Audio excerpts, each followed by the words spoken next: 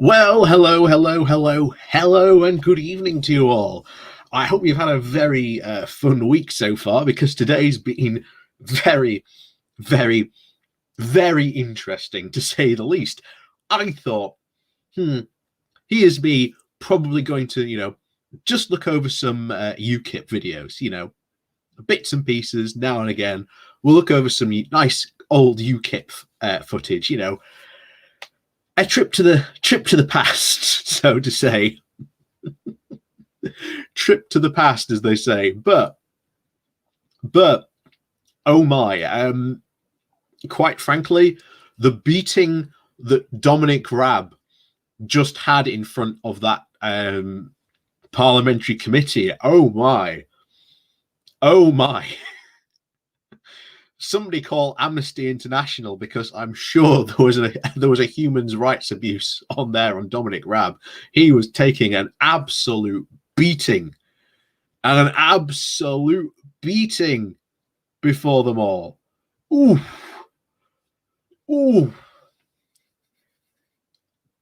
Just when you thought it wasn't about to get any worse, literally, one guy just comes in and lands an absolute body blow.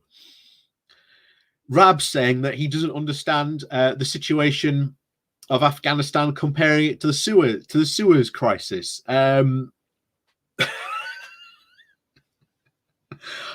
wow.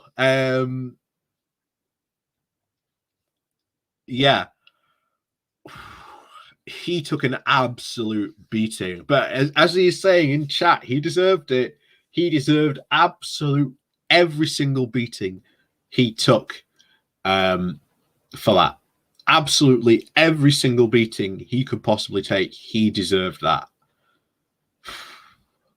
Then you are right, FSM. Yeah, he was the clown. He was the whipping boy for the clown today. I think Boris Johnson is probably sitting very, very happy in Downing Street tonight, knowing that Raab took a beating like that after, shall we say, Boris's absolute parliamentary beatdown session that his own party delivered against him. It was well and truly fantastic. And like I say, Raab especially was one of the people who really, really heavily campaigned for like global Britain. And if anything, as what lots of commentators are saying, this whole Afghanistan crisis just goes to show you how little that actually means now. And even in Parliament, many were saying, why are we, prioritizing this American alliance? Shouldn't we be renegotiating, realigning ourselves with France and Germany? And you're like, you just spent the past 6 years complaining about that very political alliance.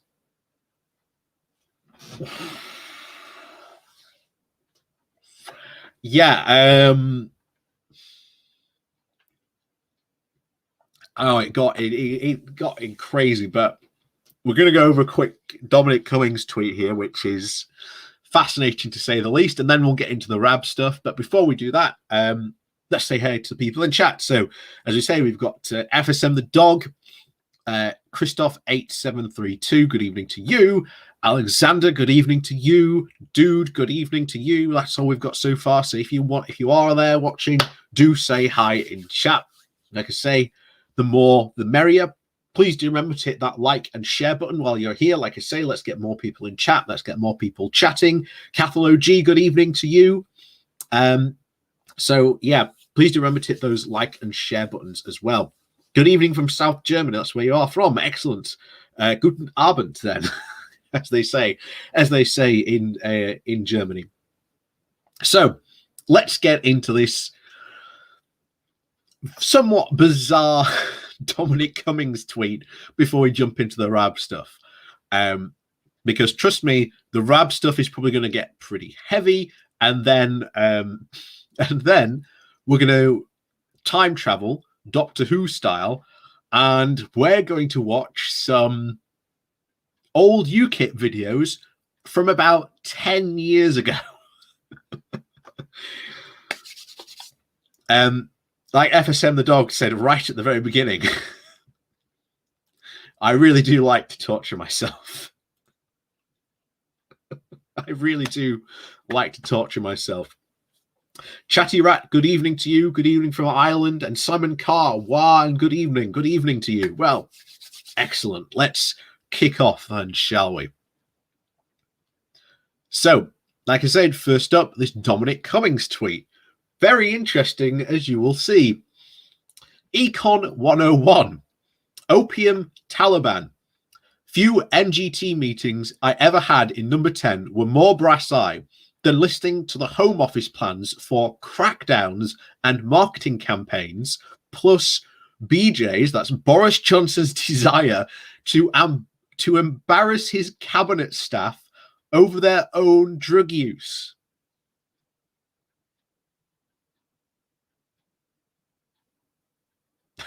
So Dominic Cummings coming out and saying that people currently front bench MPs sitting in the cabinet are drug users, and Boris Johnson knows about it and wants to use it to embarrass them for.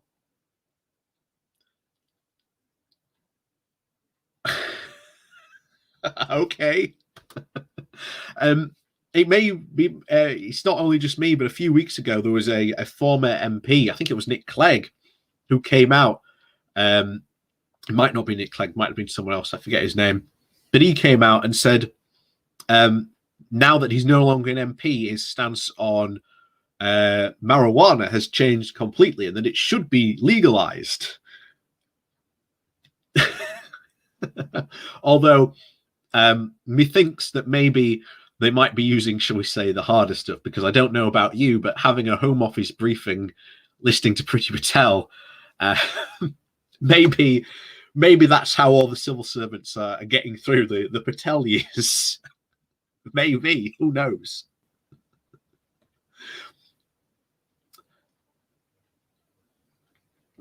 But yeah, very, very interesting admission there from Dominic Raab that Boris Johnson knows about their drug taking, be it either past or potentially in the present, and uses it to embarrass them for.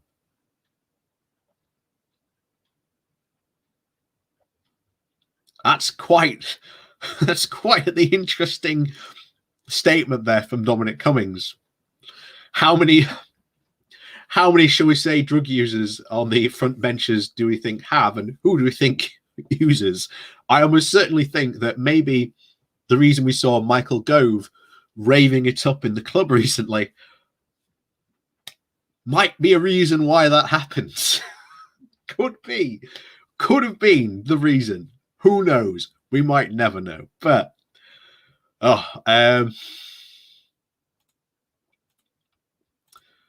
so anyway, now on to Raab, because my word, share audio. There we go. What an absolute beating this was. What an absolute beating this was. Hello to a couple more people that have come in and joined us. Paul Mark Manifoot, hello. Yeah, indeed. Hello and good evening to you. Enzo the God, good evening to you. Welcome, welcome, welcome. Like I say, if you are there, please do remember to hit that like and share button. Like I say, it does help get more people in and shares the love. So let's watch some of these highlights, shall we? Because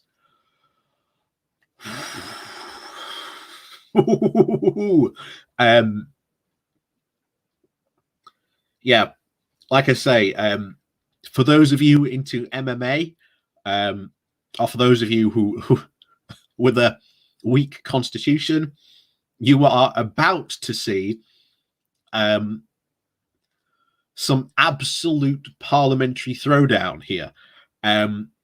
Raab today took an absolute beating, and don't get me wrong, it was well deserved. Trust me, it was very, very much well deserved. But oh boy, you know, a lot of people talk about how our politicians in this country don't hold like the other side or themselves to account. Well, considering what just happened here, I'd say that really isn't that true, what happened here. But yeah, let's get into this, because it was an absolute beating. So let's see what Sky News had to say on this.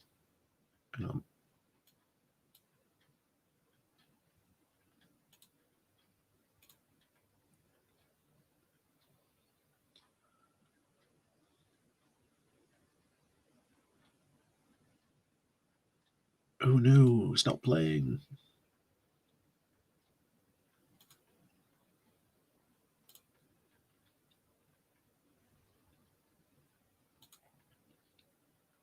Hold on, if I refresh it. There we go. Up until this point, did you ever at any point consider or offer to resign? No, I considered getting on with the job of what has been a Herculean task of getting 17,000 people out, and now focusing on getting out the remaining people that we want to see out via third countries, and helping to forge internationally, which the Prime Minister is leading on, I believe, I'm confident, on all of those priorities that I've mentioned. So, Raab there, absolutely dodging the question.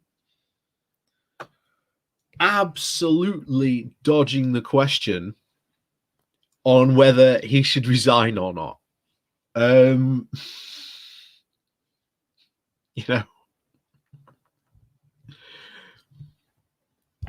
You know, Raab, mate. Any other time, and they would resign.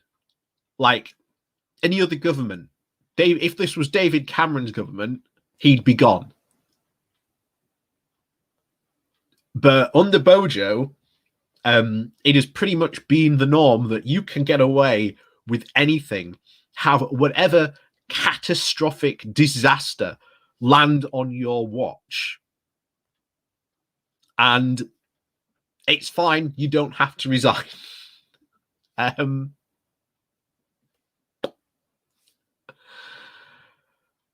Oh, what's this? By the way, did you hear already that the UK evacuated a car? I mean, it was bulletproof Toyota, but still, they evacuated a car. Oh, hold on. I'm going to have to look up this up. Okay. It's... Oh.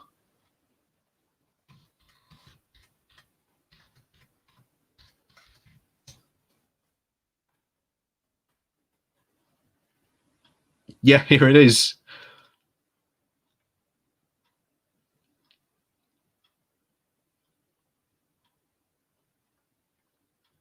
Yeah, here it is. It's true. It's completely true. Here it is. Oh my.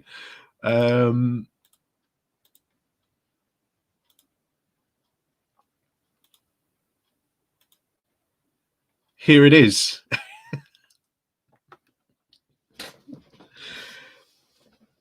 Wow. Wow. I didn't see this. I didn't see this. I'm sorry. I'm sorry for doubting you, dude. Oh my. Oh my. Let's read into this a bit.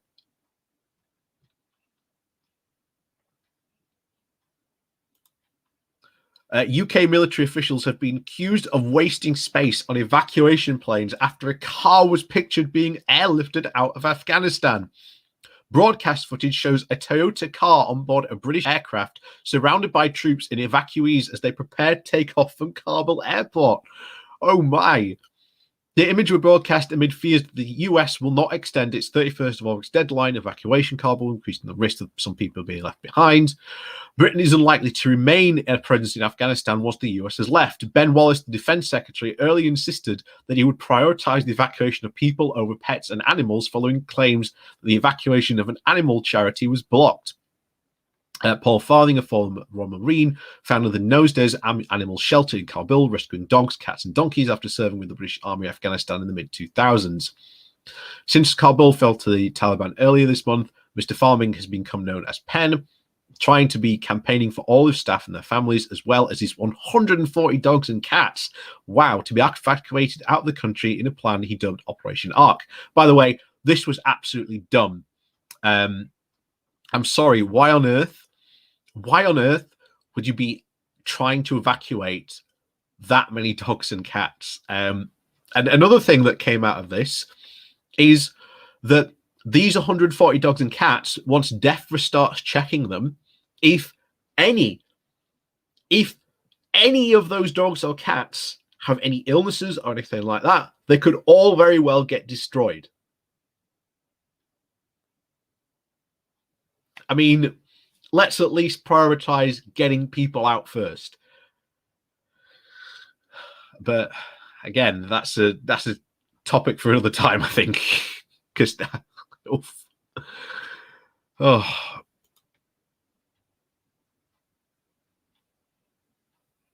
but yeah, they did evacuate a car.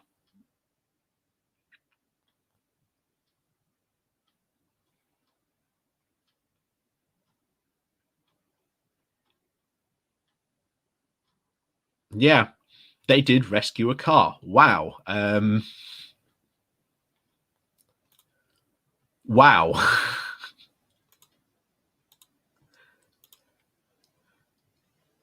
Yeah, whose car was it? That's a very good question. Whose car was it?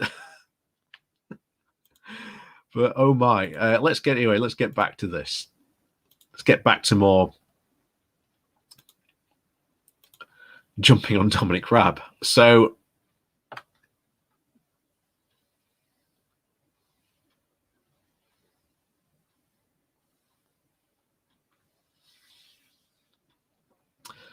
yeah. Like I say, Raab on this. This is about to get. I hope you're ready for this. So, where are the videos? Oh, all the videos. Oh, here they are. This one from Channel 4.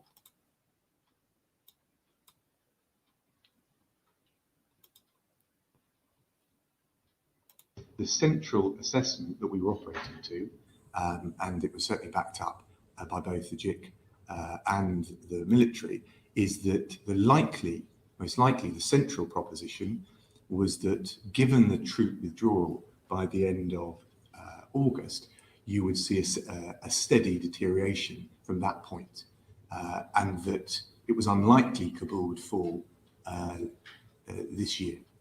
That was the central assessment, and of course, with all the usual caveats that you will be familiar with.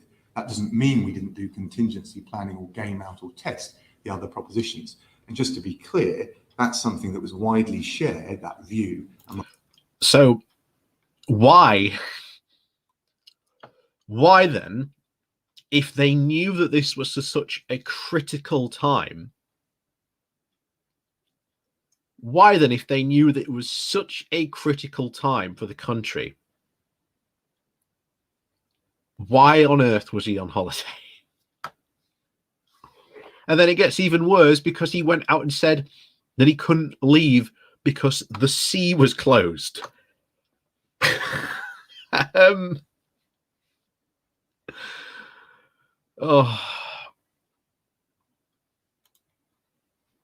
Amongst NATO allies. Basically, there's a significant number. Have you put a number on that of how many people you think we have left behind? It's the same. You're asking the same question a different way. And I just said, I can't give you a definitive. And by the way, the other thing is not. Okay, but it's just that the Prime Minister said that the overwhelming majority of the people who owed us, who stood by us, in other words, people who work for us, the overwhelming majority of them are out.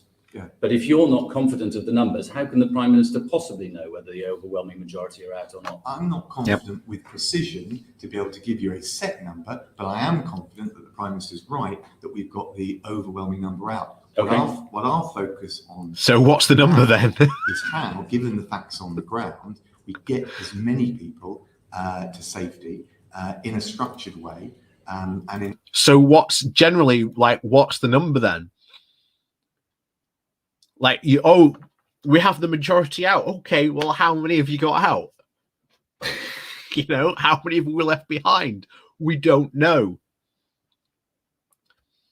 There's lots of people now been saying for a while that we need to set up safe routes and safe channels for refugees and migrants, not only from here but Syria and elsewhere. But that's been it. That has literally been it. Raab has done, and our government has done nothing. And this is Raab now, as someone else, FSM said it earlier. Yeah, rabbit in the headlights.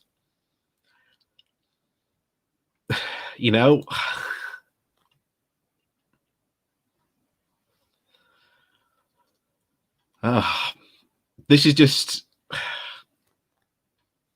crazy. This is absolutely crazy, but yeah. And once again, Labour holding the Conservatives to account. Again, like I say, lots of people say that it doesn't happen, but you're seeing it right here, right now.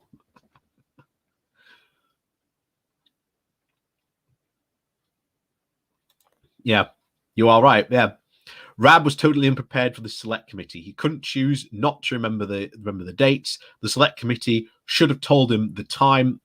Should have told him the timeline when he went on holiday. That would have been pretty funny. That them just going, okay, Mr. Raab, here's the timeline. Where on this timeline did you, decide to go on holiday? And at what point were you on the sunbed when Afghanistan was literally falling to the Taliban? Yeah, these are the people in our government, and a potential, again, if the rumors are right that this autumn we could see a lot of Tories, shall we say, infighting and maybe even moves to get rid of Boris. This is one of the potential guys to replace Boris. Oh boy. But needless to say, I think this has damaged Raab's career permanently. Will he be able to politically move on from this? I think in any administration that does not involve Boris Johnson, with at least a Conservative who, well, isn't Boris Johnson, like, Raab would be either asked to resign or I'll sack you, and he would have been gone. And he's, yeah, you are right, FSM. He is completely history now. Undoubtedly, he will throw his hat into the ring. Of course, it will be how can he win with essentially this and what went on in this select committee. He can't. And as this now narrows down the potential next leaders of the Conservative Party / the next Prime Minister.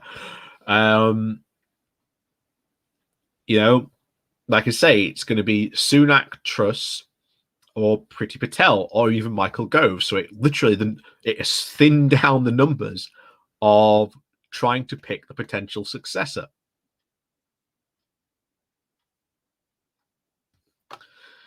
But yeah, well, let's watch the rest of this. In a way that doesn't put them at risk.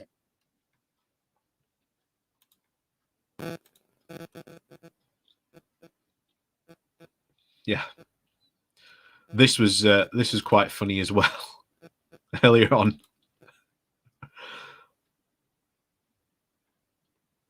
Oh, I can get rid of that. Go.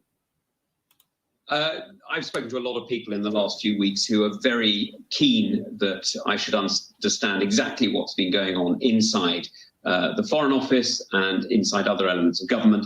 And I've been extremely careful, as you can imagine, in which bits of information I use and which bits I don't, in order to protect absolutely the security of our nation and those areas where we do need to be cautious.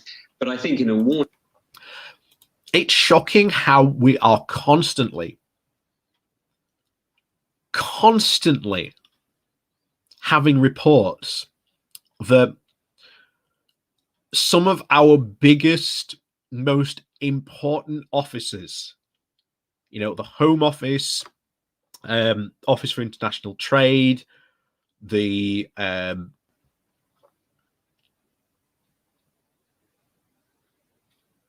forget his name now, the Department of Work and Pensions, we have had reports ever since Johnson got into power that these officers were in complete disarray. Absolute, complete disarray. And I've said before, I think sooner or later there's going to be like the straw that broke the camel's back, and we are going to hear everything what's been going on, behind the scenes in Whitehall, because I think just as what, you know, these people who have been in charge are ultimately responsible for this chaos, I just think that there has been a complete absence of leadership, a complete lack of moral fiber shown by the people who are meant to be leading the country, and even the man who leads the party. But again, I know it's funny, moral fiber from Boris Johnson, but again, this is this is the guy who's meant to be the prime minister, the guy who is meant to make the important decisions. But Everson, it does make so much sense when you hear about all this stuff that went on, and it's just like we got so lucky that the coronavirus is not worse than it was, because let's face it, the coronavirus could be so much worse than it actually is. Don't get me wrong, it is bad, but it could be so much worse. The withdrawal from Afghanistan, definitely going to go down as one of like the biggest political debacles, certainly of this decade. Not only just here in the UK, but America as well, and around the world. We've got to find out what went on, what happened. And just as we are probably going to see these types of things happen in America as well, it's good to see, these are happening here as well. But yeah, there's something bizarre going on in our government, and I don't know if it's just, I hope it's just, shall we say, the current people in charge. I hope it's just the current people in charge, but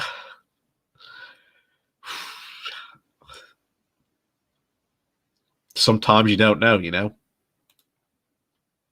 Warning like this, which clearly has now been well overtaken by events, revealing that it was made on the 22nd of July, is a matter of public interest. So are you saying this was a leaked report? Is it from a whistleblower? It's a report given to me by somebody who was in a position to know. Okay, but it is now out there in the public domain that this report existed. It doesn't speak well, does it, to the systems of intelligence that are feeding into the Foreign Secretary. If he didn't seem to be aware of it, you are aware of it, and now the whole country knows about it. Well, it's quite clear that there are two kinds of intelligence failures. There are those failures where the intelligence agency fails to provide the intelligence, and that's the traditional meaning of the word. And there's a second kind of intelligence failure where whoever is the principal didn't read it. I'm afraid you can't blame the spies if the officers don't read the report. Yeah, and that's what seems to have happened. That Dominic Raab just seemed to have stopped reading completely any intelligence reports about Afghanistan. That, bear in mind, we knew the withdrawal of US troops was coming. We knew that was coming.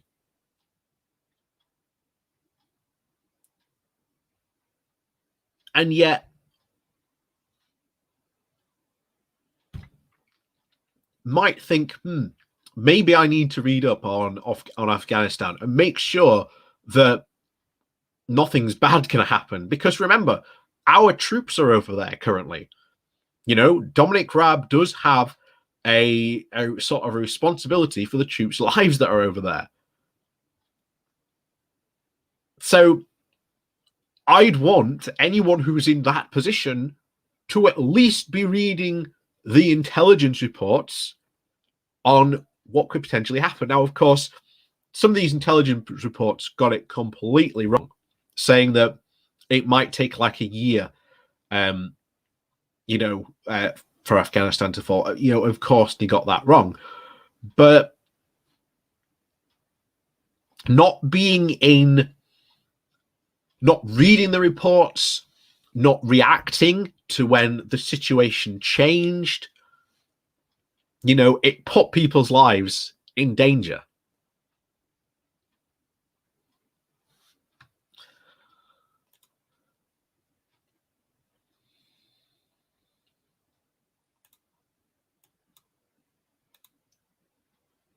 So may I just ask, your principal risk report of the 22nd of July 2021 read on Afghanistan, peace talks are stalled and US NATO withdrawal is resulting in rapid Taliban advances. This could lead to fall of cities, collapse of security forces, Taliban return to power, mass displacement and significant humanitarian need. The embassy may need to close if security deteriorates. This was on the 22nd of July. How did your actions change after that report? Again, that was his own report. That was his own report of this.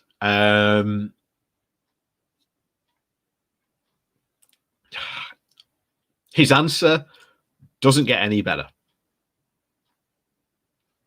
And of course, yeah, you are right, FSM. Yeah, ministers, of course, especially for Boris, in picking them, they were picked for, shall we say, more loyalty and their dogmatic fanaticism to the Brexit cause. And like I say, Boris has set out a very clear picture, shall we say, for all his cabinet, that it does not matter what crisis lands on your desk, you can stay.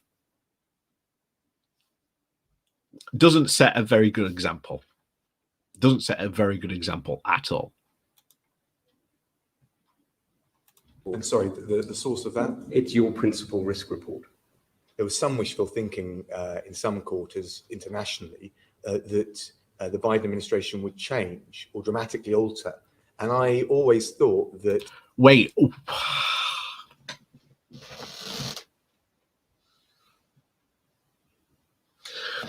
This is where I'm sort of rather shocked, because at the moment, I feel like I could have done a better job than Dominic Raab. Okay? Joe Biden,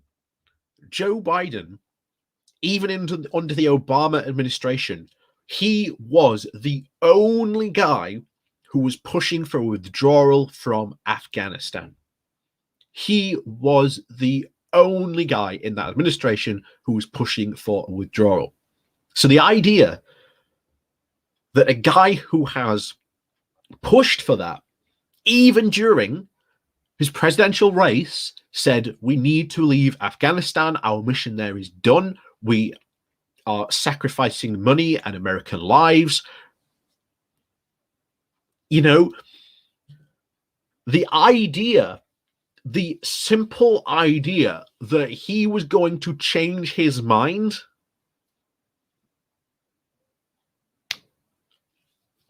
that is completely wrong.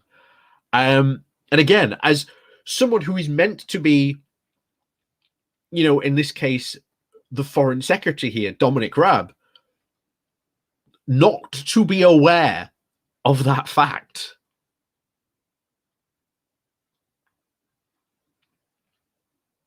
Kind of shocking. And again, it says a lot about, he literally said, this is your report on the potential deteriorating situation that is going to happen in Afghanistan. And he's like, sorry, what report was that? You know, we've just had it. We've literally just had the video previous. You know, this intelligence failure was not the one of the spies not getting the information. It was a failure of the officials not to read and keep up to date with the current situation in Afghanistan. It was laid out in black and white that the second America left, things in Afghanistan would potentially deteriorate. Now, of course, the speed, of course, well, we know what the speed was like. But if you look back, there were differences to say how long that, shall we say, the collapse of the government would potentially take. Now, of course, you can absolutely say that Biden absolutely handled the withdrawal really badly. And I think, again, he did handle the withdrawal badly. We literally even have, you know, Afghanistan troops who said that the speed of this withdrawal was so demoralizing to them. Like, 1 minute the Americans were there, they woke up the next morning and they were gone. Like, that's how literally it happened, how fast it happened. And of course, these people were quite demoralized. So, yeah, again, this is a classic case of a situation that happens and an absolute unwillingness to follow, especially follow through and keep up to speed on the rapidly changing situation that this Afghanistan really was. And again, remember, Raab was a big proponent of global Britain.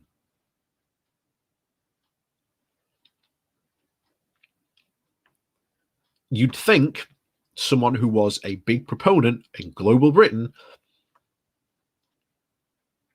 would have been able to, you know, see that Joe Biden was not going to change his mind, that he had been pretty adamant he was going to get the troops, the US troops, out of Afghanistan.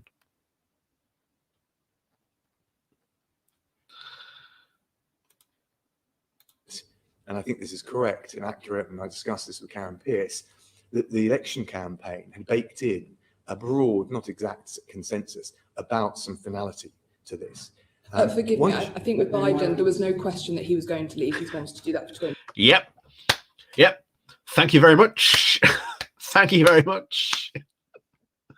Just a fellow Conservative laying in the boot there, showing again the guy who is meant to be the Foreign Secretary and should be up on this, his bizarre lack of knowledge in, well, foreign affairs. 20 years, he's always been pushing Obama to leave. That has been Biden's sole purpose of foreign policy, to get out of Afghanistan. Why couldn't we convince Germany, France, Norway, any of our other allies, essentially, to form a new coalition on the ground, making up the numbers the Americans were going to take out? I think if you look at the military capacity proportionately that the US put in, and therefore the shortfall, I don't think there was any will or appetite. The Prime Minister was on holiday. So, yeah, well and truly putting the boot in there. Well and truly putting it in there.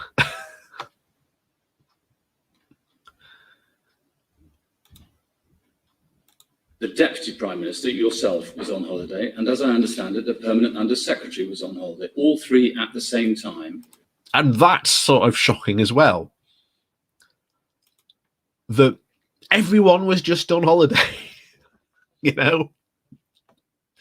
Everyone was just on holiday. And don't get me wrong, people do deserve, you know, a holiday. But here's the thing, you know, even in your own company, in your workspace, no one is allowed to take a holiday at like the exact same time, so that there can always be someone there in the office to answer calls, phones, whatever, do the jobs that need to be answered. Why on earth did everyone just go on holiday when we knew this rather important date was coming? You'd think maybe someone would be left in charge, but apparently not.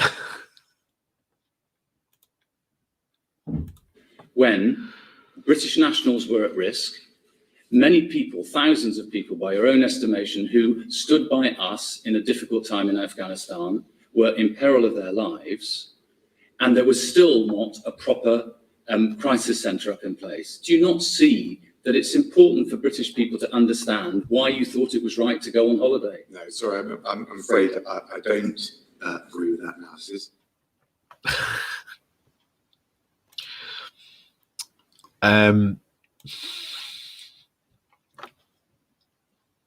Everyone was just on holiday.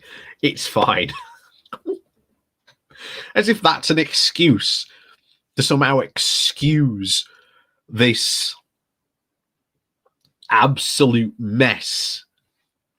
You know, I think we've said it before. This government couldn't govern themselves out of a paper bag that they literally governed themselves into.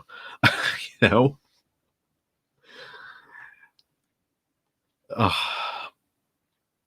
You know, Raab here was as useful in this crisis as a chocolate fire guard. Absolutely useless. And I think he's just shown again, like, you know, if, you know, let's say the coronavirus hadn't happened, because that definitely showed how useless the Tories are, not only in governing, but coming up with ideas and, you know, doing actions in a crisis. This absolutely shows how bad they are. How bad they are. You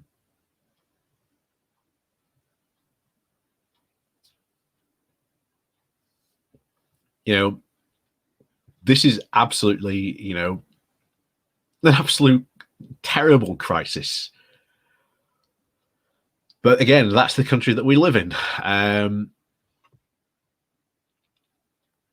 Kevin,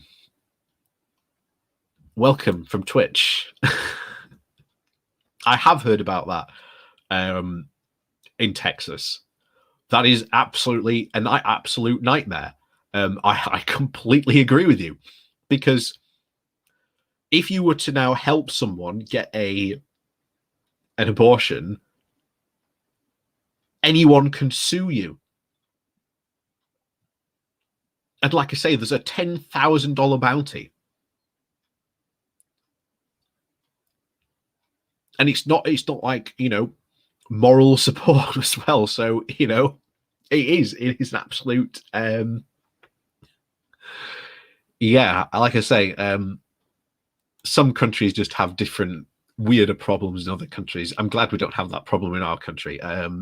You know, the abortion debate in the UK seems to be pretty much a cut and dry done issue. No one's going to touch it. But of course, it's still a thing in America. And of course, you've got a Supreme Court that is now packed overwhelmingly with Republicans. So, yeah, it's not good for people in America. But anyway, back to Dominic Raab, a nice little distraction from our own current problems here in the UK.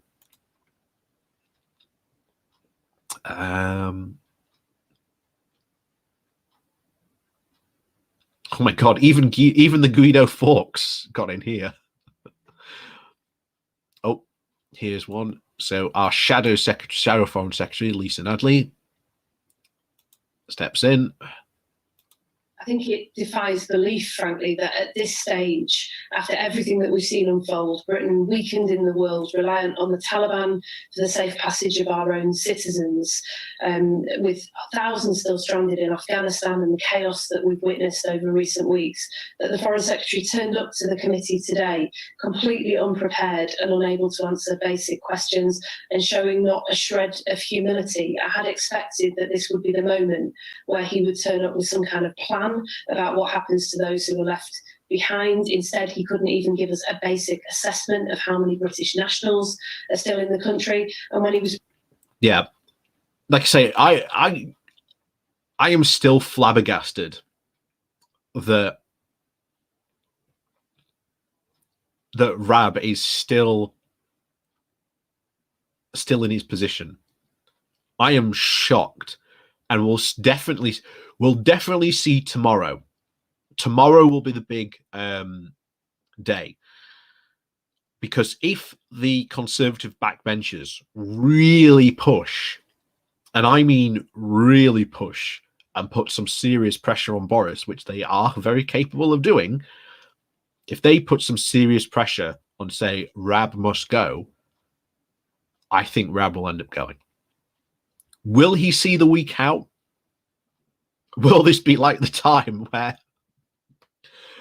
with Matt Hancock, where we went on the Good Morning Walk saying, yeah, I am shocked how Matt Hancock still in his position. I will be very shocked if he's in it by next week. He literally quits within a couple of hours of me finishing that Good Morning Walk.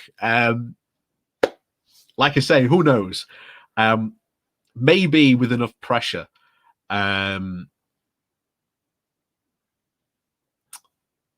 Maybe with enough pressure, he will go. Maybe with enough pressure, he will go.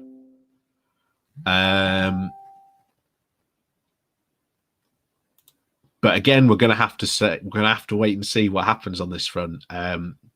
But like I say, Boris Johnson has sent a very, very clear signal that doesn't matter what you do. I won't ask for your resignation. And like I say, we have a complete cabinet of incompetence now. But there you go.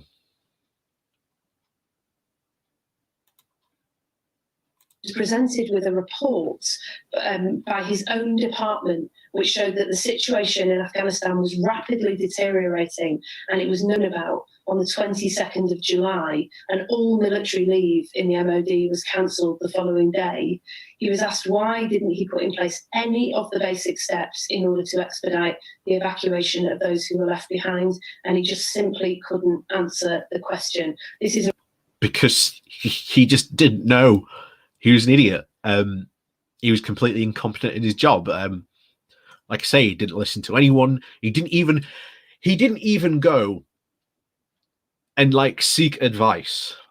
He didn't go seek, any advisors or maybe consult anyone outside of it. So he was completely clueless on Afghanistan. And this just goes to show it. I mean, today, and like I say, I think tomorrow will be the big day. If the Conservatives come out and put some serious pressure on Boris, I think Raab will go. I genuinely think he will. And then he'll be sent to the backbenchers, possibly forever. Will he end up with a recall? Doubt it.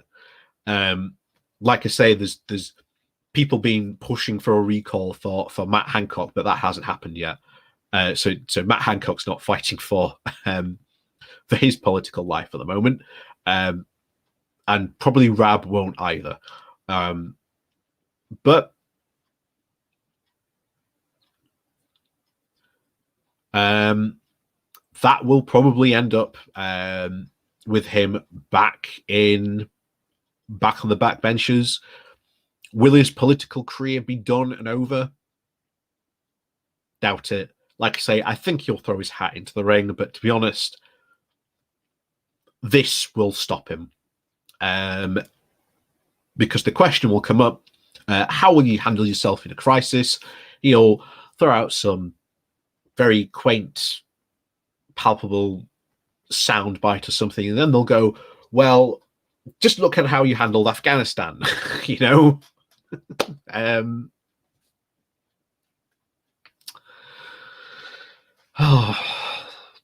like I say, yeah, Duke Avengers gets it right. Yeah, didn't even know how many UK nationals are stuck currently in Afghanistan. You'd think if you were going before a select committee that would probably be one of the most obvious questions that they could ask.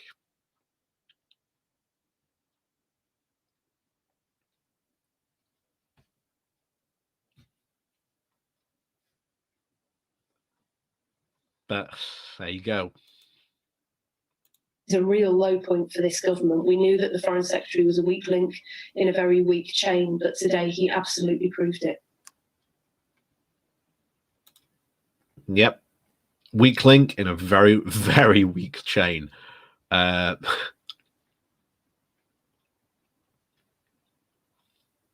know, there you go. Oh, yeah. This was a very weird one, how Raab dismisses this MP here. Well, you know, France started their evacuation way back in May. Claudia, this is just nonsense. You're comparing, you're just not comparing like for like. In terms of, you know, we've had 40 years of Western intervention, occupation in Afghanistan, destabilizing Afghanistan and the entire region, and in fact, laying the way, if you like, for civil wars. What is your understanding of the civil wars in Afghanistan, and what would be your approach? I'm sure the 40 years was all Western. I think the Russians were in there before.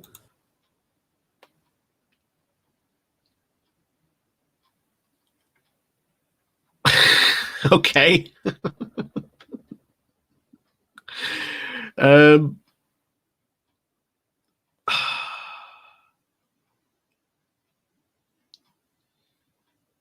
This is so bizarre from all this, but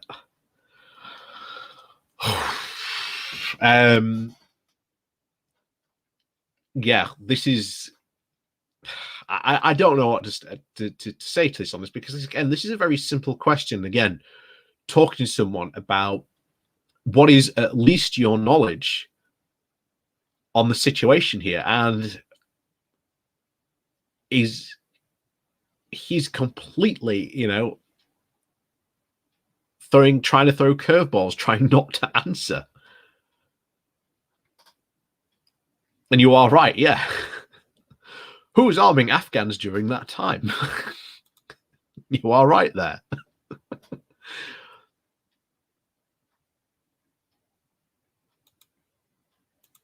Claudia, but clearly there are lessons to be learned about the ability and the way in which a campaign primarily focused on counter-terrorism morphed into something more akin to nation building.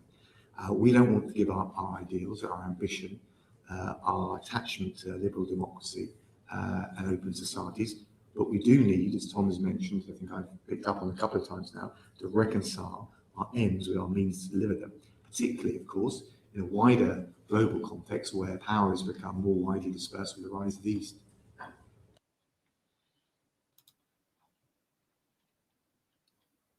what a bizarre way.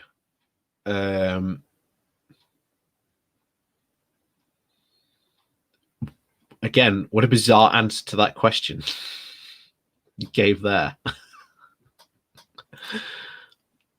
But again, that was from the Spectator. So in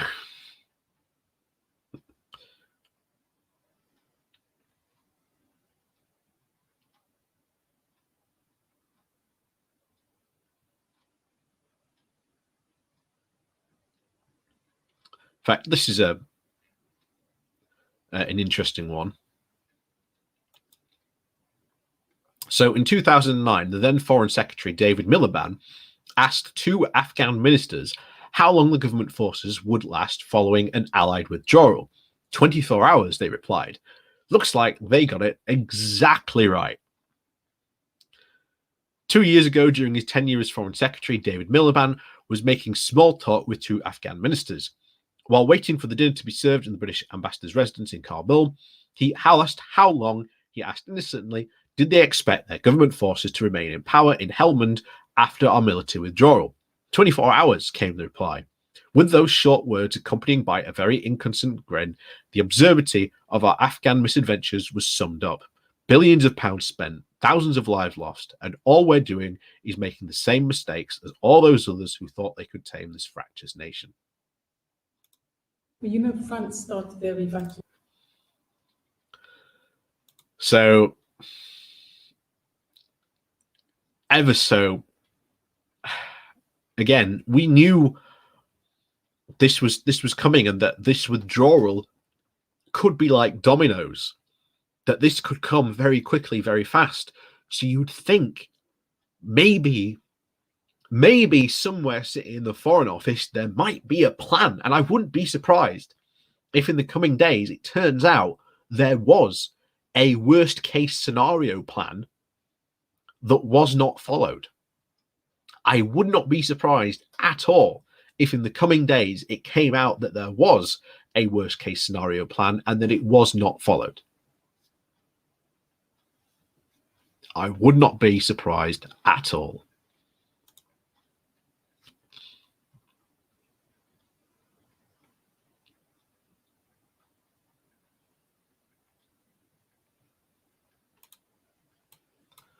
Oh. This is another interesting one. Of course,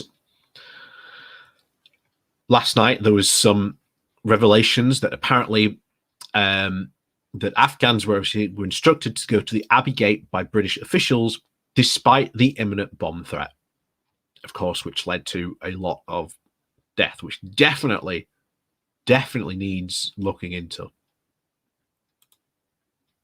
I think you'll have seen the Newsnight report about embassy staff telling people to go to the Abbey Gate on the very day of the ISIS-K attack, when the military advice was not to go. Yeah, look. So already we've got our Home Office and our Defense Department disagreeing about Keir Starmer's and chats.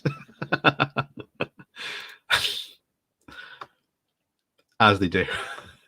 It's kind of bizarre because I'm pretty sure I've got a collection. I can now add Keir Starmer to that collection. But yeah, I said it at the beginning. There's been a very, very clear evidence that there's been complete chaos within our ministerial departments, and trying to get to the bottom of just what's going on in our ministerial departments might be an even more trip down this bizarre incompetence rabbit hole. And whether or not it's the fault of obviously the people at the top, like Raab, and other people who are in charge, which heavily suggests that it might very well be. Who knows? We will have to wait and see, but we'll have to wait and see. We changed our travel advice for Afghanistan just after 10 p.m. on Wednesday, the 25th of August. That was the night before the attack. At the same time, we stopped asking British nationals and Afghan nationals whether they were Arab or Lotta, to come to the airport. The military worked very hard to secure the area. And we also shifted the civilian team from the Abbey Gate, the Barons Hotel processing centre through to the airport to protect them. So we took all of those mitigating measures, and obviously in close consultation with the US. I saw that report from Newsnight about the email saying go to Abbey Gate. I need to investigate it. But the general advice, as opposed to individual advice. And well, at least that's good. It's going to be investigated. Will we ever hear anything about it? Doubtful. Very, very doubtful.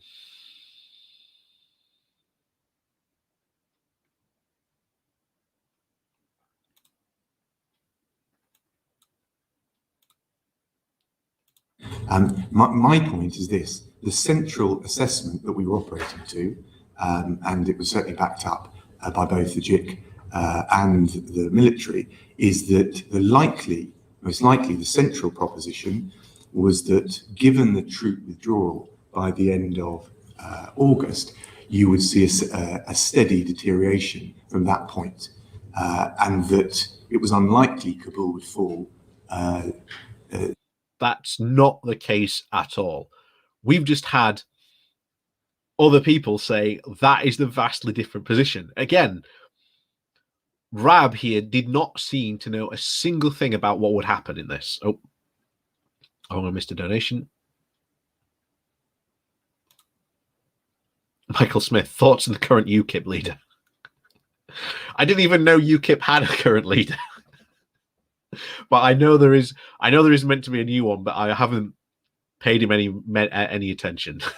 But we'll see later. We'll see later. But anyway, thanks for the support there. Dominic Raab, Boris made me do it.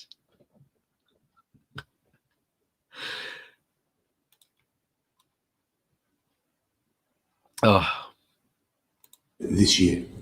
That was the central assessment, and of course, with all the usual caveats that you will be familiar with. That doesn't mean we didn't do contingency planning or game out or test the other propositions. And just to be clear, then why was there no plan put in place?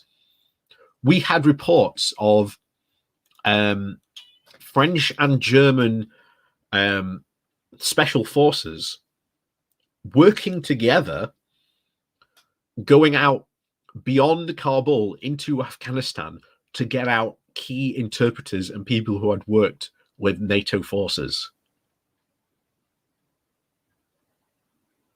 Why weren't we involved with that? Might be a question people want to ask Dominic Raab. I don't know if that question was asked today, but that's something that was widely shared, that view, amongst NATO allies. Just come straight on to that. You clearly are responsible for overseeing two of our intelligence agencies. Did their intelligence differ, without revealing what it was, of course, did their intelligence differ from that assessment? I'm certainly not going to go into the details of raw intelligence. Yes, it did differ. Differed very drastically. The whole point of the JIC is to distill and provide an objective, rounded assessment. And I think that's quite right. And they got it wrong. Horribly wrong. Horribly wrong. We've seen that. We've seen that. I think we've seen most of the videos that are out there now.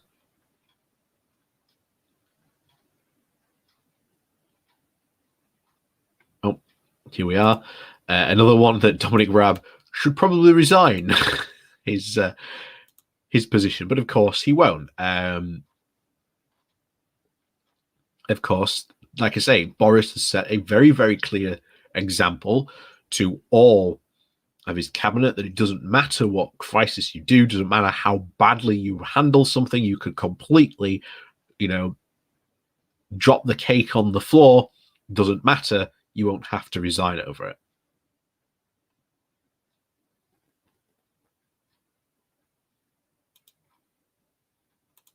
40 billion, the cost to the UK, 2.25 trillion, the cost to the US, hundreds of thousands of lives lost, 18.4 million people, including 10 million children, requiring humanitarian aid. 18 months we had to prepare for our exit. It just doesn't seem credible. I've listened carefully in terms of the chaos that's on the ground, the chaos that there was. It just doesn't seem credible that you were missing in action.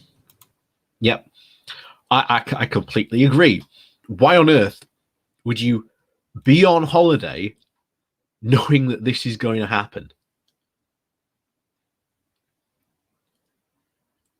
Like, why on earth would you be on holiday knowing that this event is going to happen? Unless basically you didn't care, which I generally think Raab just didn't care. That sums up Dominic Raab perfectly. He just didn't care.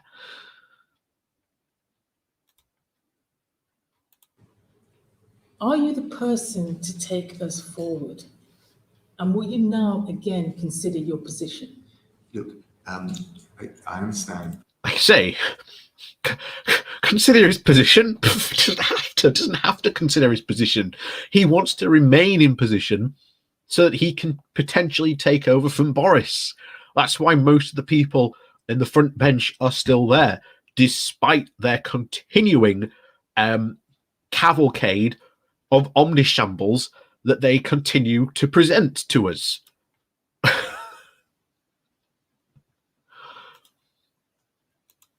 Why you want to use this committee to engage in the politics of this? We're very clear. No. It's a perfectly valid question.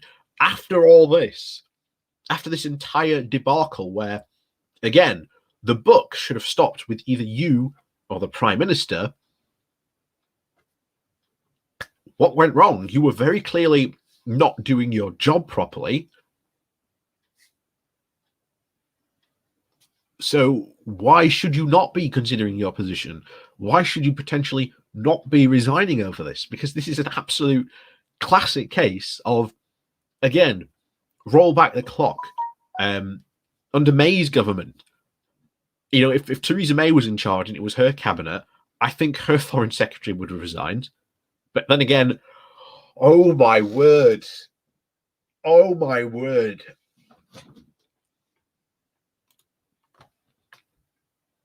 Could you imagine if this had happened under Theresa May?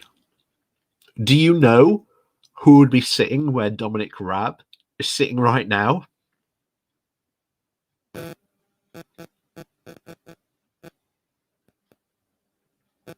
Do you know who would be sitting there right now?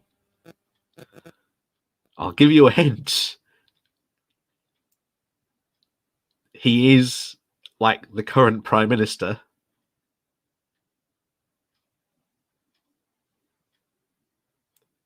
So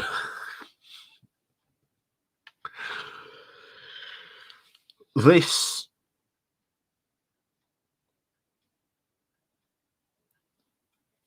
yes, you are right, Duke of Vengeance.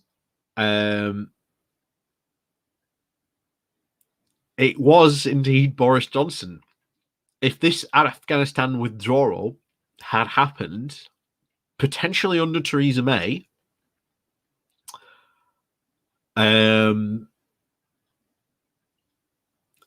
it could have been Boris sitting there getting a grilling.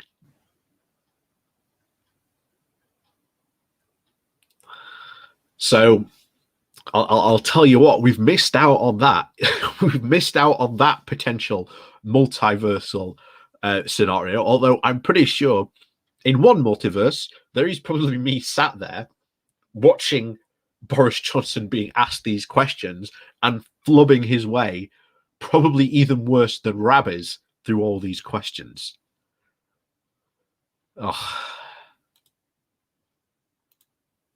About the plan forward. I talked it through in some detail. It involves dealing with safe passage for those that have been left behind in Afghanistan. It involves the international strategy around counterterrorism, humanitarian relief. But he did not present that plan at all. Again, simple question. you might be asked at a select committee hearing, this withdrawal plan of getting the people who are left in Afghanistan out, how are you going to go about doing it? Might be something you might want to have prepared before going before this select committee. Believe the regional stability that we need. I think there are lots of lessons to be learned from how we were caught out by the speed and the scale of the fall of Kabul. But Claudia, from the UK, the US, through NATO allies, and indeed the Taliban and many ordinary Afghans themselves were surprised by the pace of events. Of course, we need to learn the lessons of that. Yeah.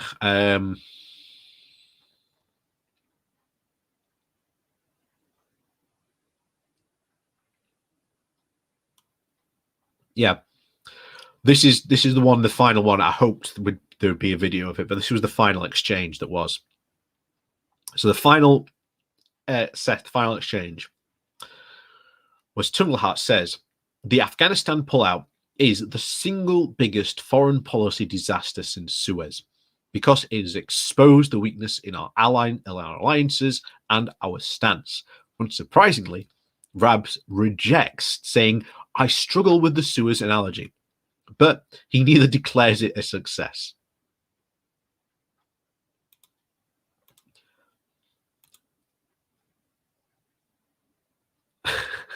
Yeah. The Taliban was surprised by the speed of the Taliban. Yeah.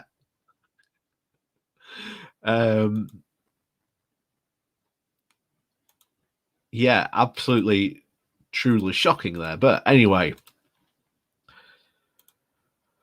I'm sure we'll get some further news on Raab. So what's going to be the consequences of this? Before we move on to the next topic. I don't understand how Raab can potentially survive. I really don't. I really do not know how he can survive this. I really don't. Because I think tomorrow the papers are going to have a field day with him. Ultimately, he's going to be splashed over the front page headlines, and either two things are going to happen. Either A, the backbench MPs, and explicitly probably the 1922 committee, are going to get involved and are going to put a huge amount of pressure on Johnson to give Raab the boot, or on Raab to resign. We will see if that happens tomorrow or not. Odds are for it, I think Raab might survive. I very well think he might survive. Option two is that somehow miraculously he gets the boot, and then it's who does Boris put in charge next? Does he shuffle someone else? Does he shuffle the cabinet around and bring in someone else into like a lower position to fill in the gaps? Could very well do that. But ultimately, this just goes once again to show the complete folly of global Britain. The idea that Britain can engage in these, crazy, almost post-colonial adventures. Like I say, at the moment, we have a task force out in the South China Sea because we decided that we were going to do some good old-fashioned power projecting of, let's send out the Royal Navy, do a bit of power projection. And of course, China hasn't even flinched about this. Like I say, it is a colossal waste of money, and the idea that we should be involved again that far out is complete lunacy. Yeah. Funny little island thinking it can take on China. Yeah. Funny little island thinking that, they can get involved anywhere else in the world. Well, there's one thing Britain used to do very good before 2016, and that was soft power. And it looks like that we've even lost our ability to project soft power. Again, does not bode well if you are trying to promote the very idea of a global Britain to the rest of the world. Does not look good at all. So anyway, let's have some fun, shall we? Let's have some fun, because I promised some old, well, UKIP, but what I'm dubbing old kip. Because I thought somewhere on YouTube I had seen a really, really old UKIP propaganda video, and I'm talking really old. Like, Nigel Farage wasn't even in it. That's how old it was. Robert Kilroy Silk was the guy in charge of the party at that time. That is how old that UKIP piece was. And unfortunately, I can't find it. I don't think it's still on YouTube still. But I did realize that UKIP's YouTube channel, its selection of videos, goes back over 10 years. So we're looking at this point all the way back to potentially 2010 to 2011. That's a long time. Now, why are we looking at old UKIP videos, you might ask? Well, first of all, it's a fascinating trip and time capsule back into this very bizarre party that essentially managed to force what essentially was a fringe position into, well, political mainstream. So let's dive into this, shall we? Because I've already seen, yeah. Show us the sexy 2010 Farage. Don't worry, because some of you may remember, or you may not remember. There were riots, if you may remember that far back, riots back in, was it 2012?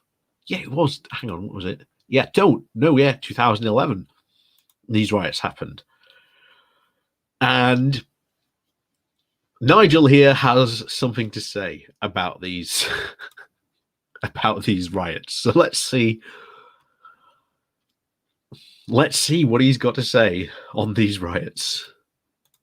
London, August 2011. Helicopters, riots, unprecedented scale of crime going on in the streets of London and now spreading across the rest of the country.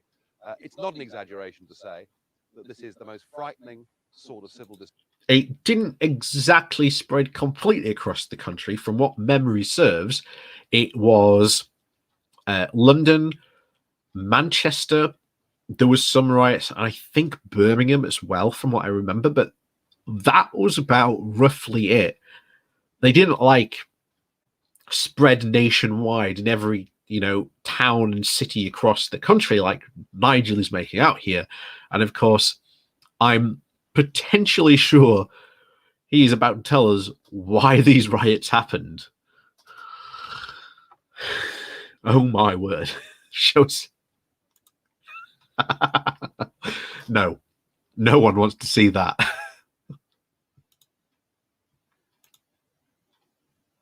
Disorder that we've seen in my lifetime. I very well remember 30 years ago the Brixton riots. I lived very close to Brixton at the time. And if you remember, there was a cause, there was a reason. The black community were absolutely furious with the police over what were then called the sus laws. And it led to a change in the law. And I think many of us thought that London and our inner cities were safer places. What is happening here has got nothing to do with any political reason whatsoever. There are no demands coming from the rioters or protesters. This is just opportunistic crime taking place on an absolutely massive scale. And it's perfectly clear, whether you criticize the police's actions or not, there simply aren't enough of them to deal with hundreds of outbreaks of violence. You've got to remember at this at this time. No austerity. Oh no, austerity hadn't even come in. Had austerity even come in at this point?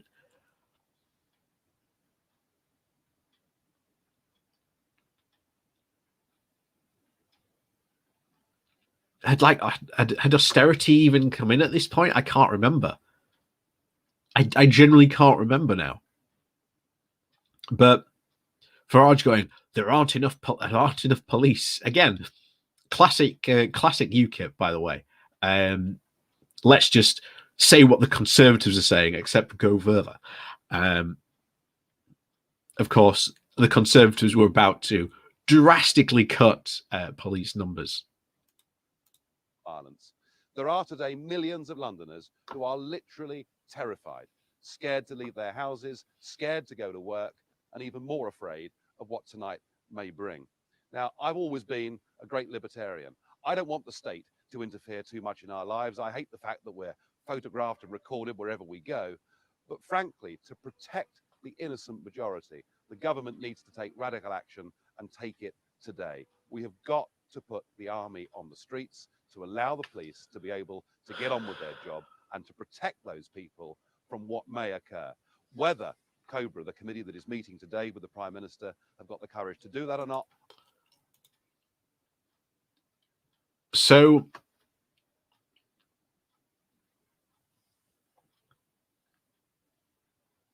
let me get this right. Nigel Farage, the great libertarian, has just called for the use of the army on British streets to restore order.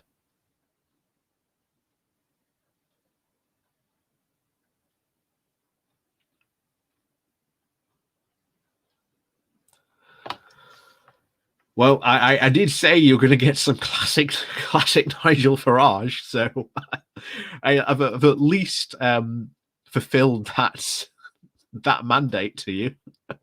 It's definitely classic Nigel Farage. I don't know. I'm not talking about a military takeover. The police should be under the directorship of the Metropolitan Police. But unless something happens very quickly, my fear is this thing could spread completely and hopelessly out of control. We're not getting any leadership. We don't get it from the Prime Minister. We're not getting it from the Archbishop of Canterbury. Nobody is really standing up and saying anything. And the message that's going out to opportunistic looters is you can go out there with impunity and get yourself a new television set. That, frankly, isn't good enough. We really do need action today.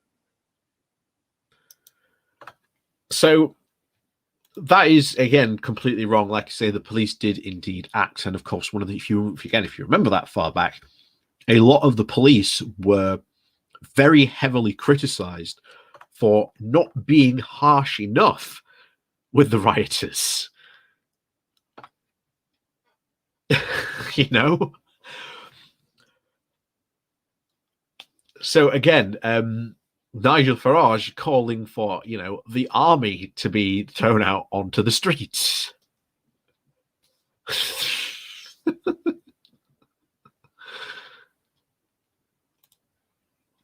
Anyway, what should we watch next? Let's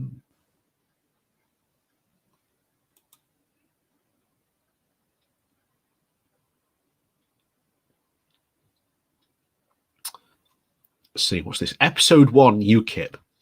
At large with Nigel Farage.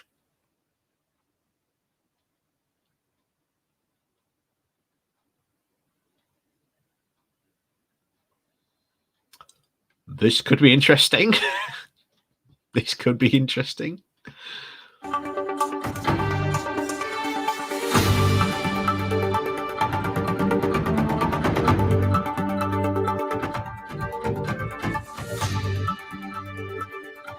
It's literally GB News before there was GB News. There's been a big change of opinion in this country about Europe. No longer is it a sort of academic debating point. The vast majority of you now want us to be free of European Union. Let's have a trade deal with Europe. Let's be good next door neighbours, but let's not have 75% of our laws made there. And amongst the conservative voters in this country, God,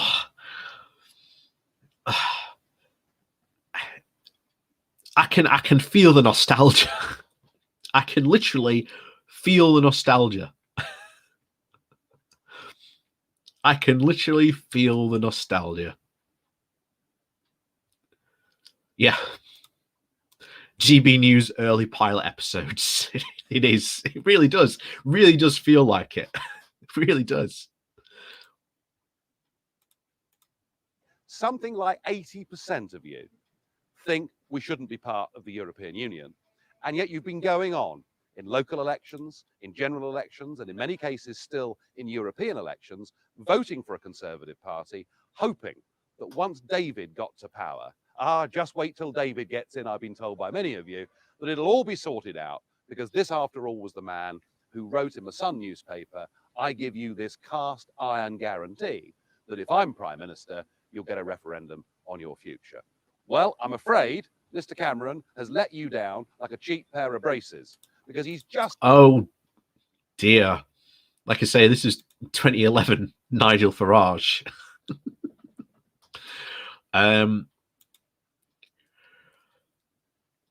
Again, the feeling and the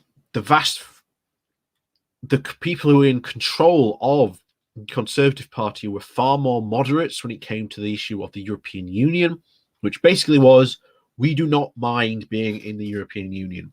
It is a benefit for us to be in the European Union. We do not mind it. Now, of course, what Nigel here is pushing was a very, very fringe position back then. You've got to remember this. Like leaving the European Union, as he has just said, and getting a free trade deal, which, again, bizarrely is the position we are in now, of all things, looking back at this. And yet Nigel still isn't happy about Brexit. Apparently we should have gone harder, even though here you have, 2011 Nigel Farage advocating for exactly this very point. Kind of bizarre. Said this weekend there will not be an in or out referendum on the European Union. He's also said his main reason for not wanting that referendum is he thinks Britain should stay a member. So damn you, to hell with you, your opinions don't matter. He's decided our future is to be part of this European state. You have been let down, you have been betrayed. Yep, because you were a tiny, tiny minority.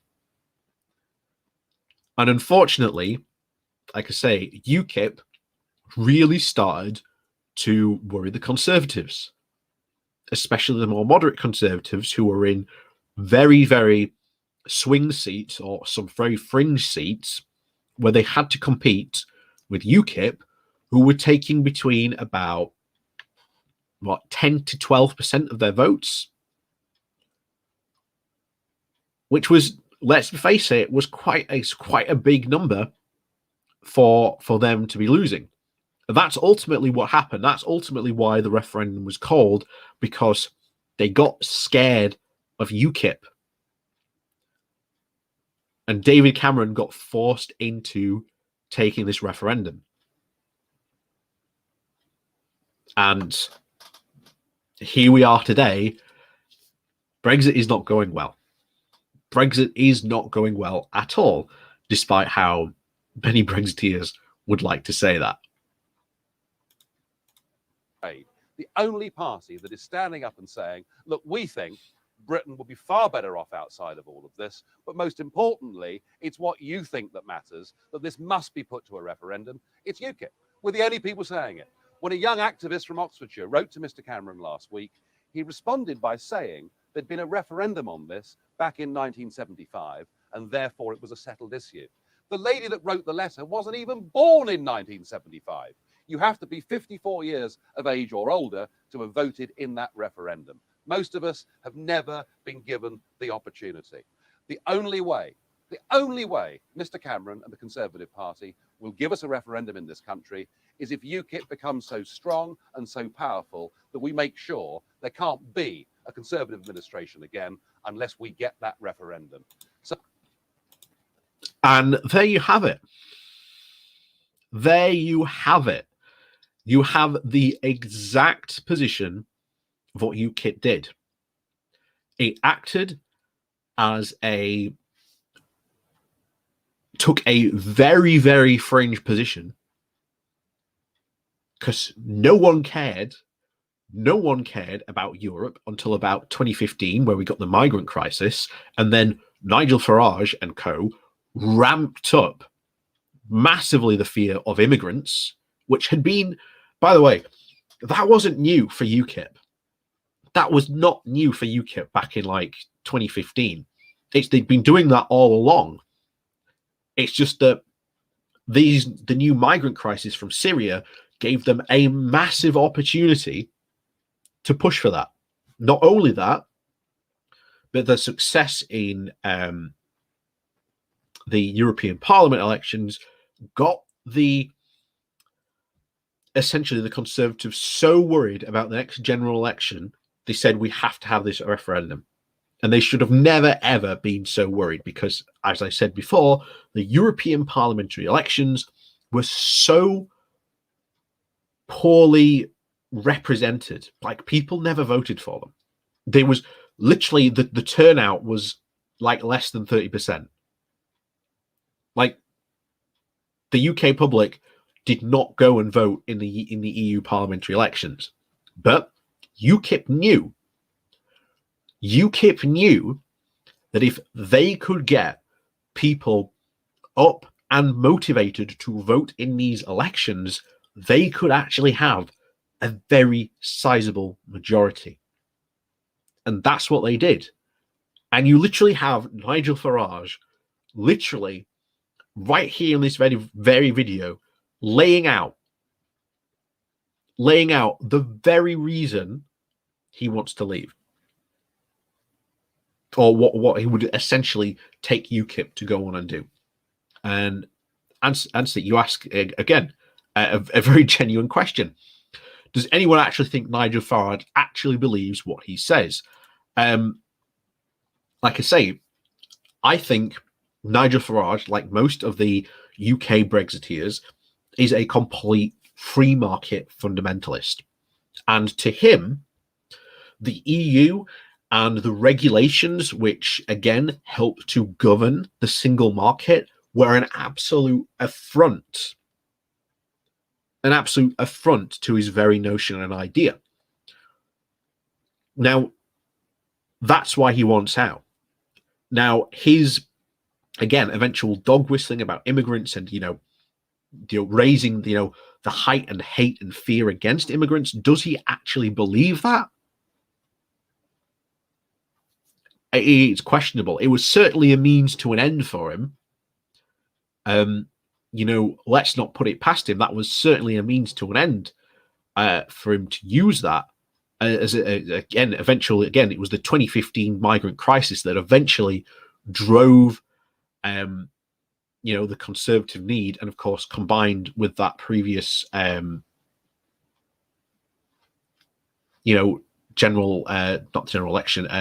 European parliamentary election that pushed the Conservatives into that.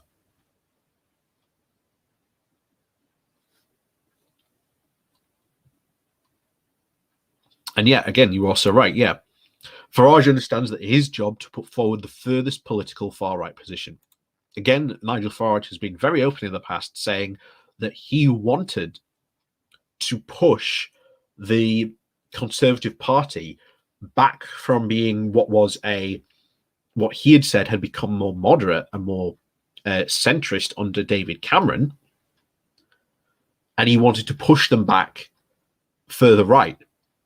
And he has definitely achieved that again as well. He's definitely achieved two of his main political aims. And I will say it, Farage was probably one of the most influential people in all of British politics who was never an MP. And he was never an MP. So unfortunately, we have something very similar in Germany. The ADF, which was also pushed the Germans conservative further right. Yeah. The thing is, the main thing is how do you defeat these people? The simple answer is you need to get the information out and you need to tackle these people head on. Two of the best takedowns of Nigel Farage happened on Question Time. One was, believe it or not, by Russell Brand, and the other one was by Eddie Izzard, and I think there was another one, but I can't remember the guy's name. It completely escapes me. But they completely took down Nigel Farage live on air. And unfortunately, other politicians didn't take note and proceeded to, well, tell the people the realities of what was really going on in the migrant crisis. And the media also takes responsibility for this as well, because they also did not challenge Farage. Like I say, the right-wing press were fully on board. Because the right-wing press is owned by a lot of very, shall we say, right-wing media people who wanted to do that anyway. So they were very happy when Nigel came along to start backing Farage and start backing his positions.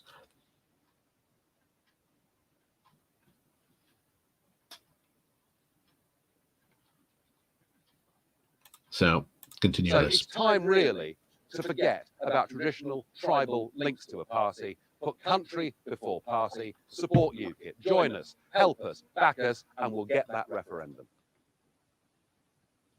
With me now is Lisa Duffy, who is the mayor of a small town in Cambridgeshire called Ramsey. And as you can see, she's wearing a mayoral chain. Lisa, most people think that UKIP is a single-issue party, that we contest European elections, and we don't discuss anything else. How on earth do you come to be here wearing a mayoral chain? Because we're not a single-issue party.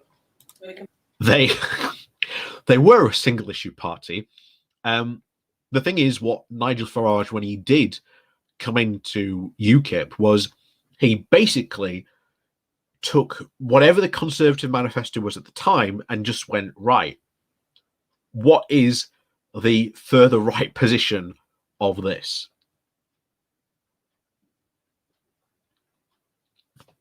That is basically what he went on did. And again, like I say, UKIP did get some mayors.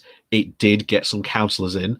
Again, if you do type in, I've said this before, if you type in UKIP and racism, you will find out that a lot of councillors, UKIP councillors, after getting elected, would very, very quickly get booted off the council because they would go on racist tirades. That was never, ever reported in it never really got to the mainstream that this was what was happening. When you find these news articles, they tend to be like local or regional newspapers. They never made it too much into the mainstream press. And indeed, very recently, where UKIP at the last general election, local election, they had two Conservative councillors, two UKIP councillors. And within a month of them being elected, they went down to one.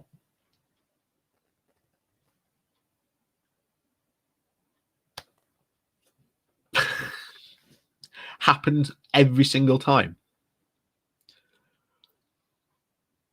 And it's kind of funny because I think somewhere, I remember reading there was a internal party memo that got leaked that they actually planned for this attrition rate. They planned and knew that they would lose some councillors. And it was very, very telling that when it came to the by-election to elect their replacement, it wasn't UKIP that won. It was either the Conservatives, the Lib Dems, or Labour that won.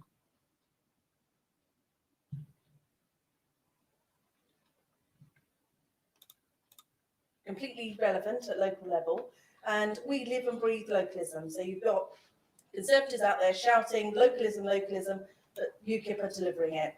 We work hard on behalf of local people. We deliver on behalf of local people. What are you delivering now? I want to know, what are you delivering?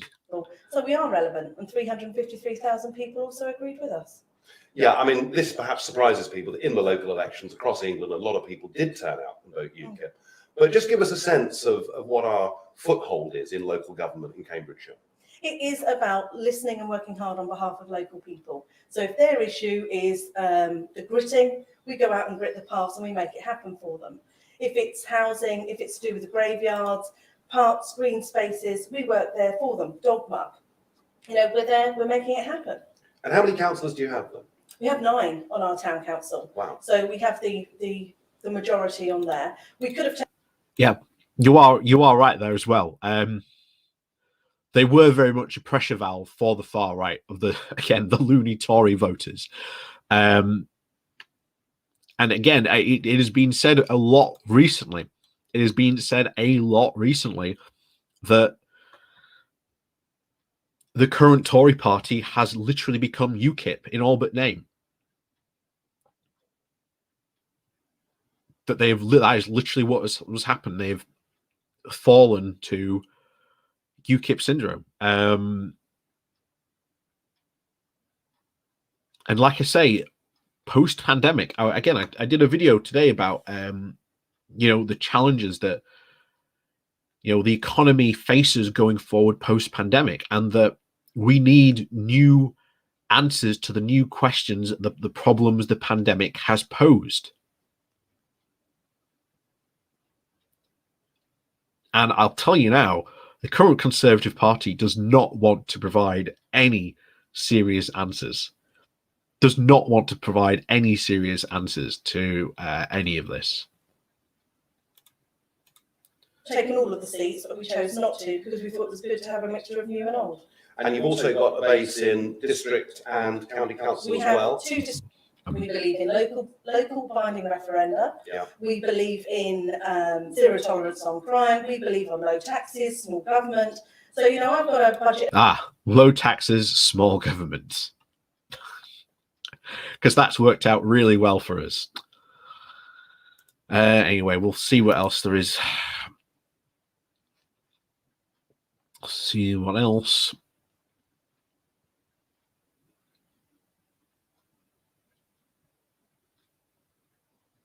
Another Large with Nigel Farage, episode 2.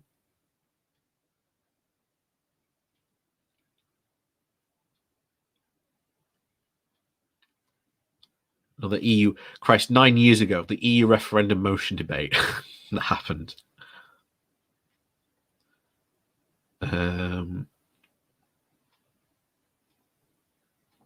Oh my God, yeah. This is how far that they lost the plot on this. As you can see here, why UKIP backs grammar schools. For those of you who remember, grammar schools created a two-tier educational system here in the UK.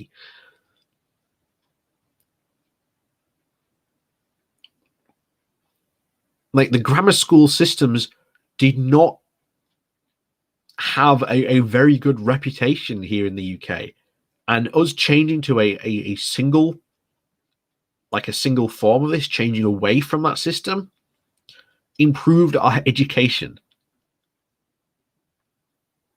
Now, of course, that means that, again, if you do have this type of system, you have to put more money into it, because you are now having to make sure that everyone gets a good access to level of education. That is why in the grammar school system, you fund, again, those schools that are going to, shall we say, have the good education. And then the other, shall we say, tier of school system, you can just leave to rot. It's fine. Again, that's how far, like I say, the lunatic rabbit hole these guys really were. And it was a part of almost every single UKIP manifesto of, we want to go back to the grammar school system.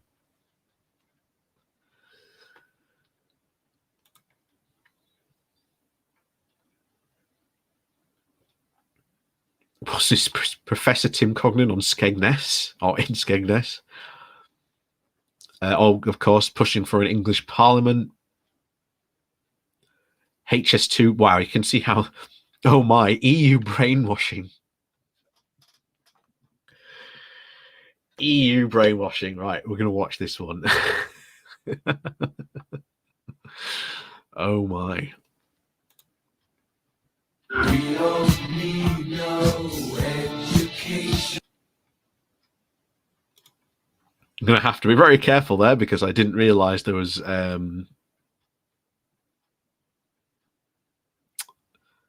copyright music there. You have to excuse me there while we just get rid of that.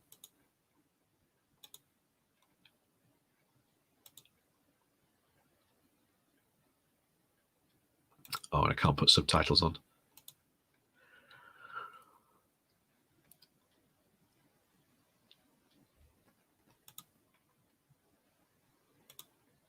This is our second participation in the education show, and we are here to offer to the teachers the resources produced by the European Commission's office in London, but also the ones that we are being given by Directors General in Brussels and Luxembourg.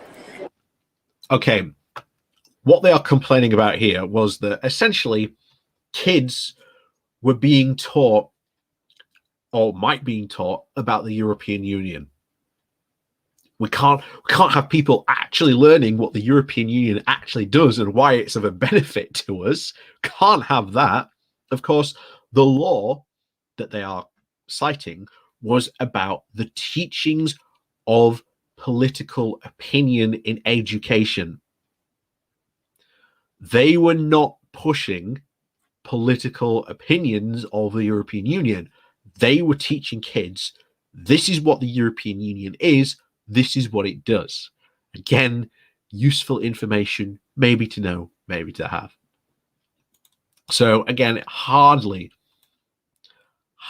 brainwashing.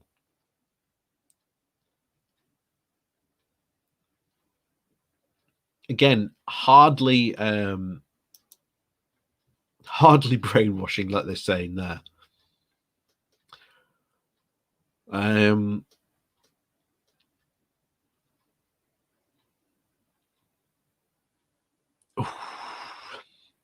Dare we watch this? Margot and jobs and immigration.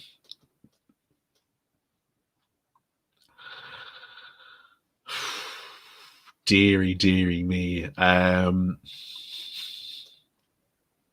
Let's see what she has to say. Let's see what she has to say on this.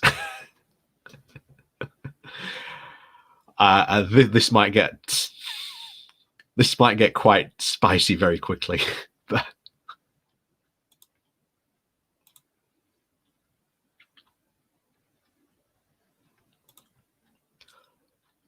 okay, first things first, we did not have an open door immigration policy.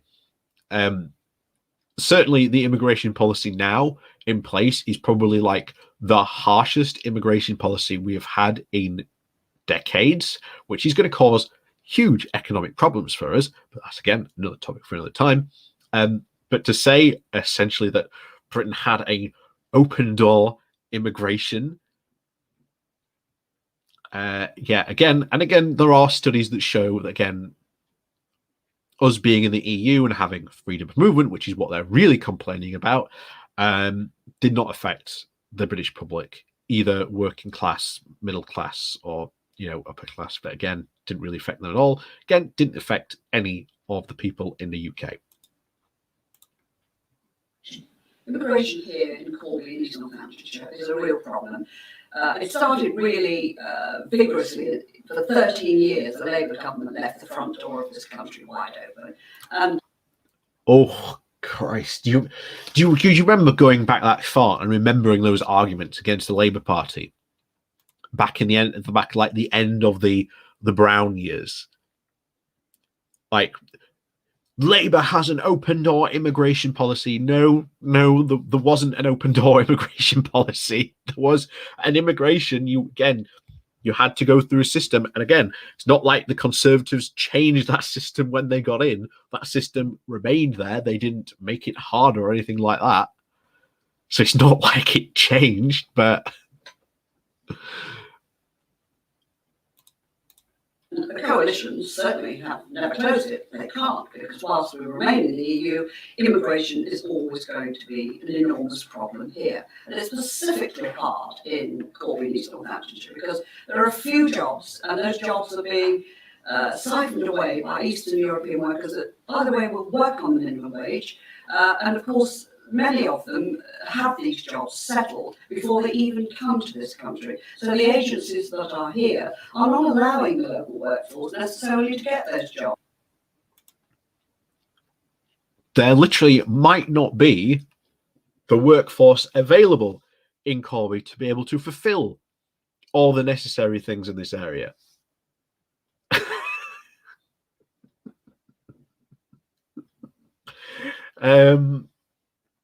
Again, this is the typical argument you would hear back from UKIP ad nauseum, continuously. The immigrants are coming here, they're taking your jobs. That's why you haven't got a job. And of course, that was never the case.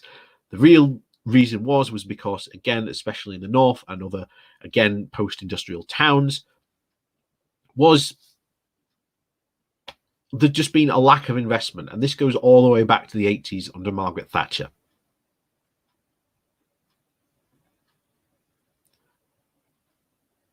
But again, this was exactly the typical argument from UKIP you would be hearing back then. And again, it's worth pointing out, if you've been paying attention to a lot of the comments from right-wingers on the Afghan refugees coming over here, this is the exact same argument they are now making against these Afghan refugees coming over here. Again, it's the same tired old trotted out argument we hear every single time. Every single time.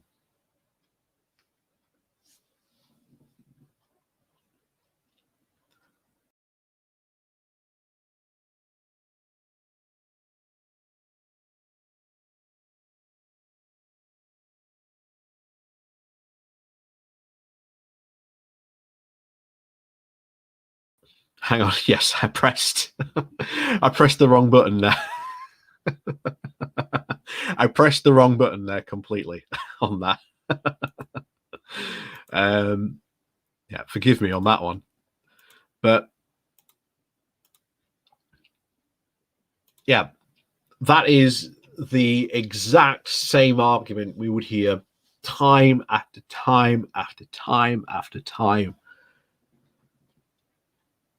And yet the best thing to do against these people is, because there are reports on what the real situation is, on why this was, you know, we on the left as well do bear some responsibility, because again, we should be taking again the situation very seriously, that again these places aren't being you know, being invested in, and these jobs aren't being created in these areas. Again, something that we in the left should care about. Looks like I'm qualified enough to work on GB News. True. You know, and again, we did sort of fail in that area, which did allow partly for, again, UKIP to become so popular. And again, what we needed to do was face these people down with facts and just make the point very clear that when they are presented with these facts, that they have no response to them.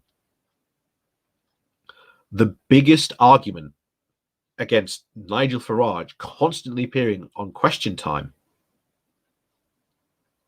on over and over again, making that same argument on immigration was that very often people didn't have the will to take him on, and very, very few people did, which again led to his rise in popularity, unfortunately. But again, like I say, Question Time did get taken over by a right-wing media mogul who, again, put Nigel Farage pretty much on there every single time. And like I say, if you were an alien, you'd think Nigel Farage was pretty much not a one-man political entity. But Nigel Farage made sure that no one else from UKIP would ever get on there and ruin UKIP's sort of clean-ish reputation.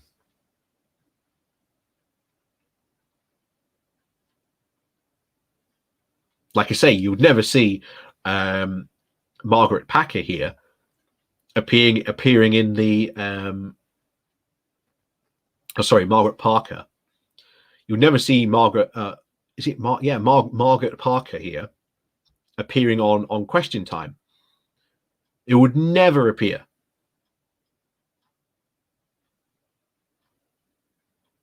They would never ever appear on Question Time, because they would absolutely destroy the reputation of UKIP in seconds. Because, as we said, you've only got to type in UKIP local councillor racism, brings up a bevy of results showing what happened to these UKIP councillors. They did not want to expose themselves to this, and yet they did. But anyway, yeah, that is, we didn't do a lot of old KIP. Maybe we'll return and cover some old UKIP videos maybe next time. Like I say, there are, I'm pretty sure, some golden classics we can maybe pick out of here later on. But like I say, as always, thank you very much, everyone, for watching. I hope you've enjoyed the this evening's show. Like I say, please do remember to hit that like, share, and subscribe button. And of course, down below, there are links to my Patreon page and a one-off donation link called Buy Me Coffee, where you can, well, buy me coffee. And as always, thank you all for watching, and we'll see you all very soon. Like I say, please remember, hopefully, fingers crossed, we are now headed into, shall we say, bad British weather.